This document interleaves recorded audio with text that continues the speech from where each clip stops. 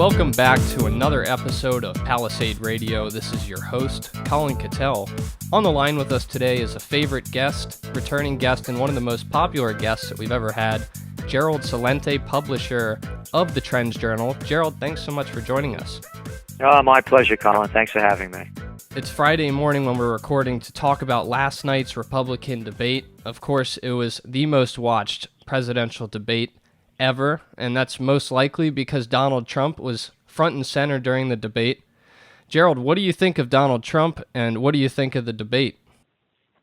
Well, first of all, I'm a political atheist, and just to give you a little quick background, I began my career running political campaigns in Westchester County in New York, and I was the assistant to the secretary of the New York State Senate. I designed and taught American politics and campaign technology at St. John's University.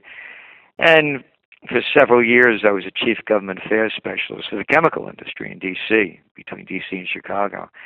And so, I'm pretty familiar with the whole thing, and I was on the inside. One of our writers, of course, of the Trends Journal, Dr. Paul Craig Roberts, former Assistant Treasury Secretary under Ronald Reagan. So to ask me, what I think, who I like, it's the presidential reality show. It was the cover of our Spring Trends Journal. Cowards, liars, freaks, and fools.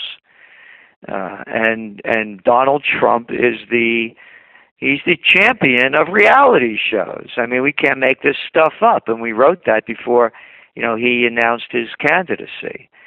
It was an empty show. It was one cliche after another. Little Marco Rubio, this guy is, and Scott Walker, these are the guys you remember in high school that wanted to be class president and head of student council. Ted Cruz, a whole bunch of them. The brownnosers, the suck-ups, the overly ambitious, and the insincere. And nobody put down anything. I'm going to get rid of ISIS, I tell you. I'm going to deploy them, I'm going to destroy them and degrade them. I've heard enough of this baloney. There was not... What are you going to do about the economy? Well, we're going to cut taxes and help the small business people. The same old empty lines. How could any thinking human being trust the same people that caused the problems to fix them? And not only cause them once, a never-ending string. And as far as Donald Trump, this guy, I got to tell you, on a personal level, what aggravates me is when this clown comes out, and I listen to his interviews because I have to, and he says things like, or he's giving a talk, I got out of college and I made a fortune. Quote, oh, you did, Junior? Did you tell him that Papa left you $400 million? Another guy born on third base and thought he hit a triple with a real bad attitude. And the same thing with that Christie, putting down nothing other than a lot of hot air and a lot of arrogance. There's not one plan to do anything to restore the economic growth of this country. It was one cliche campaign line after another, and Rand Paul, his father should be ashamed of him. Nothing. I'm a different kind of Republican. Oh, what do? You're a different kind of Republican. They backtrack on everything. And then I got to tell you, we forecast in the Trends Journal in the spring who would win if the election were held then, and we were holding with that forecast. Hillary. Every one of these guys are making a point.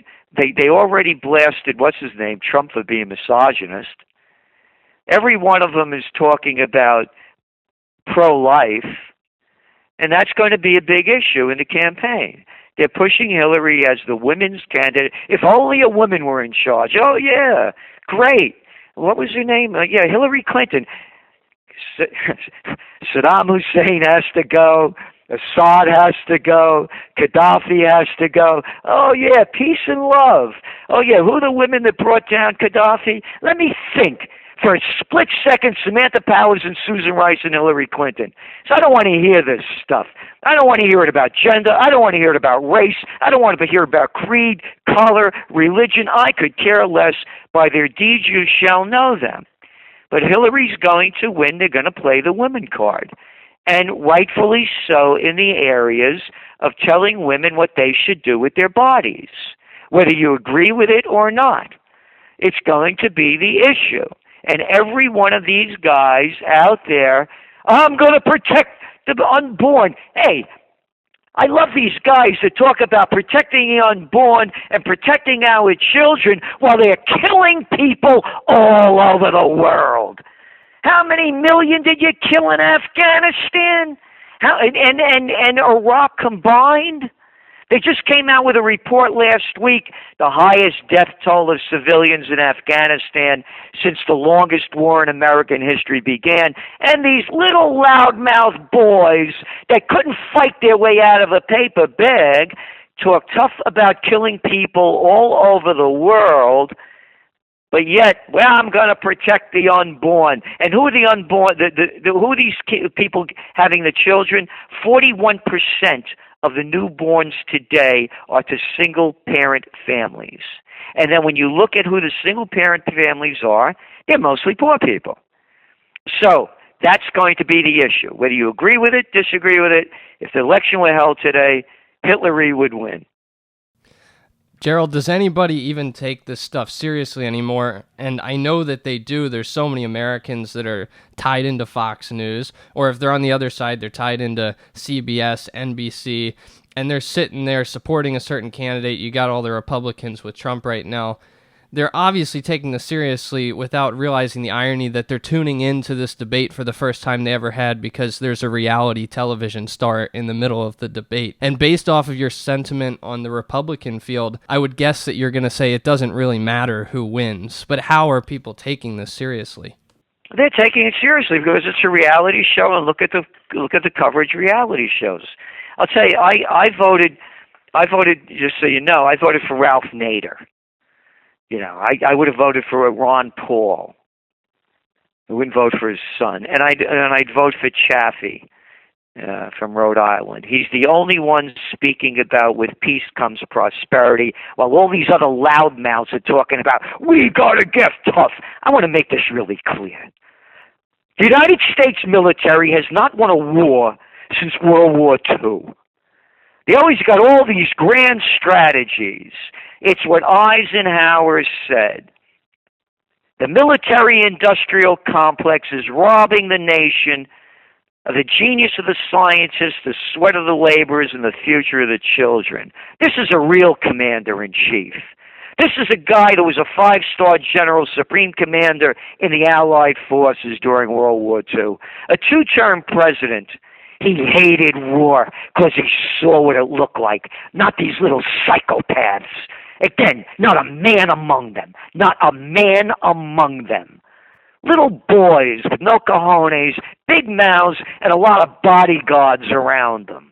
Gerald, in our last interview, you talked about how 2015 was probably going to be the year, and that, of course, is for the United States economy to unravel and potentially to have a market crash. Since then, we had Robert Kiyosaki on, author of Rich Dad, Poor Dad. He chose 2016, but that was an arbitrary number. He said, listen, this thing is coming, and it's coming quick. Other people we've had on are talking about this event called the Shemitah, which happens to be a 7-year cycle where the market happens to crash, or there's a big happening every 7 years. That's coming up next month in September. What do you think with all the new numbers coming out on the economy? Nothing's looking good, and yet the market is still near an all-time high. The market's rigged. It's rigged by record low interest rates, and your listeners know this, and quantitative easing worldwide, whether it's Abenomics, Drogonomics, or Bernanke and Greenspanomics. Record low interest rates, companies buy back their stock, borrowing money for nothing, and all the private equity groups buying up all these deals. Every day virtually you pick up a paper, $30 billion deal. They're borrowing the money for nothing. That's what's pushing the equity markets up. Look at currencies. The Canadian dollar is now at a 2004 low against the U.S. dollar. The Aussie dollar now at a 6-year low. The Brazilian real at a 16-year low. You keep going down the list. Venezuela. Name all the natural resource-rich countries that aren't selling their natural resources anymore as they used to because China is in a recession. They won't call it that. They're rigging the numbers just like they're obviously, overtly rigging the stock market, the Shanghai index, which is collapsing. And you know what they've done. They've prohibited short selling. Oh, yeah, you think the stock's going to go down? You can't sell it. Yeah, how's that? Huh? It sounds like America. How about they can't, if you have a lot of stock of grade A shares, you can't sell them for 6 months. I got another one for you. We're going to pump in $400 billion. Oh, and by the way, when trading gets really tough, we're going to knock off 50% nearly of all the stocks being traded. And when we do put them back on, if they go down 10%, we stop trading on them. So they're rigging the markets. They're rigging the gold markets. The Shanghai Gold Index, when gold took its big hit, they usually trade about 16 metric tons a day. In 2 minutes, they sold 33 tons. When the Japanese markets were closed, it was very thin trading. So the whole thing is rigged. So when you're looking at the crash of commodity prices, it's nickel, iron ore. Iron ore in 2011 was selling for $191 a metric ton. Today it's selling for $50, around there, a little lower.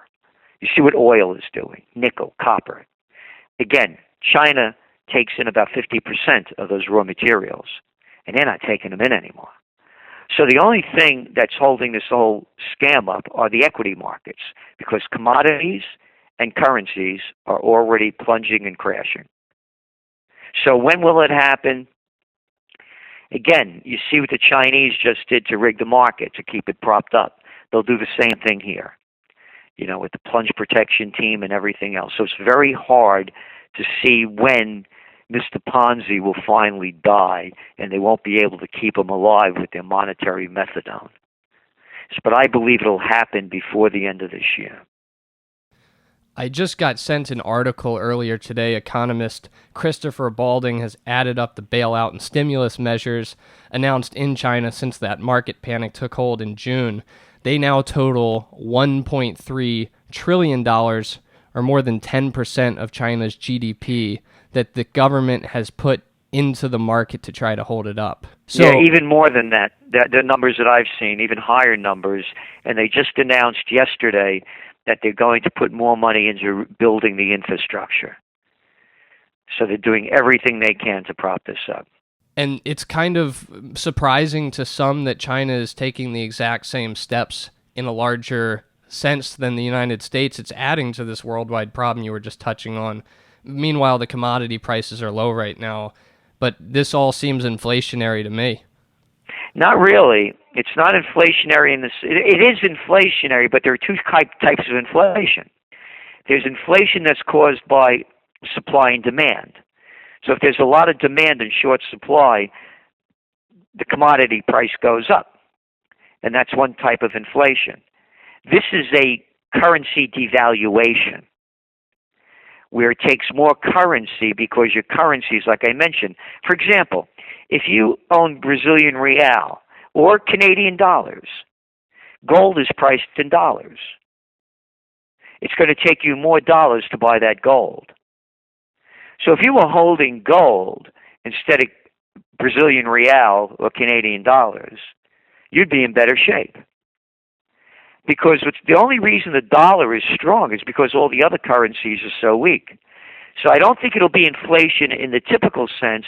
It'll be inflation because of a devalued currency, and that's what you're going to see more and more of.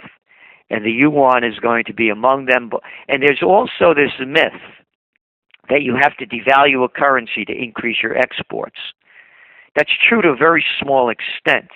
If people don't have money to buy stuff, you could devalue your currency all you want.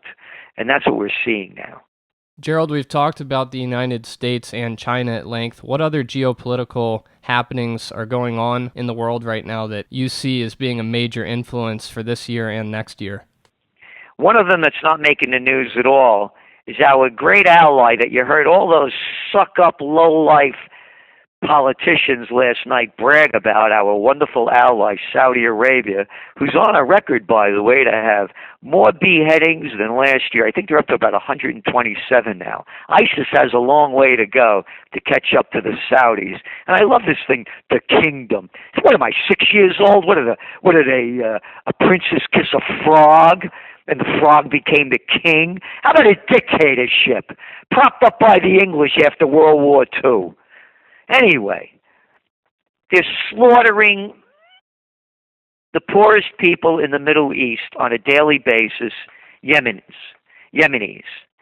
The Saudis attacked Yemen at the end of March, announcing it, by the way, from the capital of the United States. We're involved in that, and I'm not making that up. You could look it up. Blinken, what a name, the guy from the State Department. We're providing reconnaissance, refueling, armaments, and intelligence. There's not a bit of intelligence out there. And by the way, I don't support the troops. It's a volunteer army. If that's your trip, go do it. And don't give me the baloney that you're making me safer by going in other countries, blowing people's brains out, destroying the joint, and then say, oh, I wonder why they hate us. So I don't support them. And by the way, we're holding Occupy Peace on September 20th here in Colonial Kingston, New York. You could go to the website, occupypeace.us. It's a very simple plan. Bring home all the troops, close the bases, secure the homeland, put the troops to work to rebuild our rotted, stinking third world infrastructure rather than building highways in Afghanistan to enrich the military-industrial complex, and force Congress to vote every time we become involved in a foreign entanglement. And one other caveat, being that we pay for these wars with our money and our lives, we're going to have on each state ballot a referendum that when they vote, we'll tell them how to vote. Because the congressmen and senators never send their sons or daughters. So, going back to Yemen, the United States involvement in it, they've slaughtered over 4,000 Yemenis already since March, bombing them to obliteration. Well, there are 4 million Yemenis working and living in Saudi Arabia. And now they're talking about attacking the oil fields and attacking the monarchy. That could destabilize the entire Middle East because now the United Arab Emirates and other countries are sending ground troops into Yemen. And as we used to say in the Bronx, payback's a bitch. And that's what people better get in their heads. Anybody ever hear of do unto others as you would have them do unto you?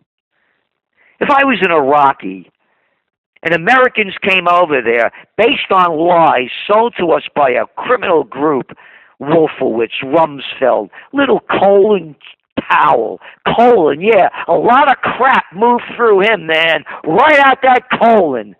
Yep, I got this little vial here as proof, I tell you. Saddam Hussein has weapons of mass destruction. If you were an Iraqi and they slaughtered all your family, destroyed your country, created the chaos that you have there, you think that you would be, quote, radicalized?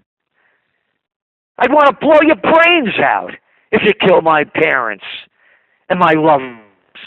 Oh, it's okay. We could kill anybody we want, but you can't kill us back. Yeah.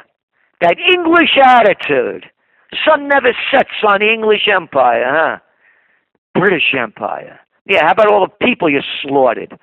So what we're doing with Occupy Peace is honoring my founding fathers, beginning with George Washington, a real warrior, not these little boys that can't fight, guy that led the troops. His farewell address, no foreign entanglements. Franklin, Adams, Jefferson, one after another. Stay out of other people's business. And the world was at war back then. So I don't want people telling me, well, it's a different world. No, it's not. The armaments are different, that's all. You're talking about Yemen, Iraq, Afghanistan, Saudi Arabia, Iran, Egypt. Many of the geopolitical issues we face are in the Middle East, a region dominated by Islam. This seems like another one of the many holy wars, and of course the holy wars go back centuries, millennia, many of them instigated by the Christians, others instigated by the Muslims. Gerald, what do you think of Islam, how much trouble that we're facing today is due to the traditions of Islam, the religion, the culture? Nothing. Nothing, nothing, nothing. Nothing as per the religion. It's an easy one to hate when you come up with a name like ISIS, Islamic State. As I said, if you were a guy living in Iraq or Libya or Syria and your country was destroyed, you'd think you'd turn into a radical nut? It has nothing to do with that. I wrote about it in Trends 2000 back in 1996, that you're waking up in the new millennium and Crusades 2000 is raging. That's all this is. It's the 10th Crusade. The seeds of the new crusade were sown in areas of Africa, the Middle East, Eastern Europe, and Asia. Throughout the Muslim world, devout masses, politically repressed and impoverished, were rising up against their endemically corrupt and inefficient secular governments with their pro-Western alliances. Imperialism, directly or indirectly, took the blame for the poverty, the lack of opportunity, and the social and moral decay. Disenfranchised, desperate, politically powerless, Muslims in many countries look to charismatic clerics to change their destiny. And I go on. So there you go. I mean, well, you could see it coming. And the other issue is Israel. And I don't want to give my money to Israel, and I don't support their government, and I don't want to be called an anti-Semite. I can say anything I want about any government, and I don't want to be called names about it, like people so frequently do. And by the way, they're Ashkenazi, who are the heads of these governments. They're Eastern Europeans. They're not Semites from Mesopotamia. They're beginning with Ben-Gurion. Ben-Gurion, Golda Meir, Netanyahu, Sharon, Begin, they're all Ashkenazi, Eastern Europeans. It's a colonial overtaking of a country. And they killed a lion. It's headline news. But I just told you 4,000 Yemenis are killed. They don't count. 2,000 Palestinians slaughtered last year by Israel. They don't count either. Radical Islam? What would you do if you had an invader come into your country and keep stealing your land, a violation of international laws and Geneva Conventions, and you come out with the line that God was a real estate agent and the Bible was a land deed?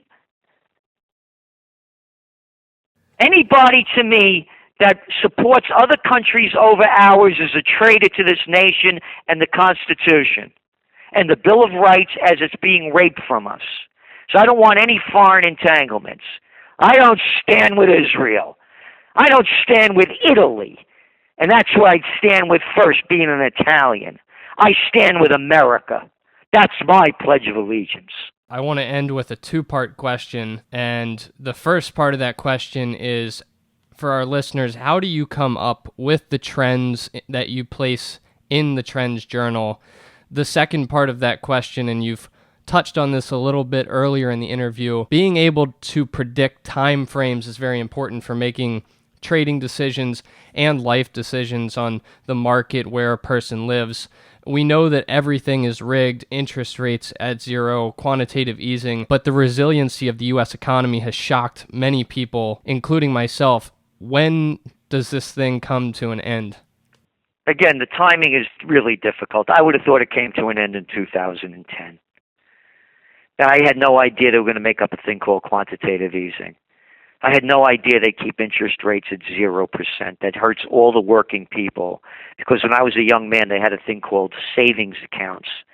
And people used to get 4 and 5% interest on their savings. And people actually retired on it. So you have no idea.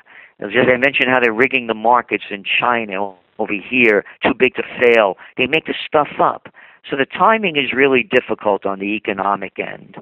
How we do it is very simple. Current events form future trends, and all things are connected.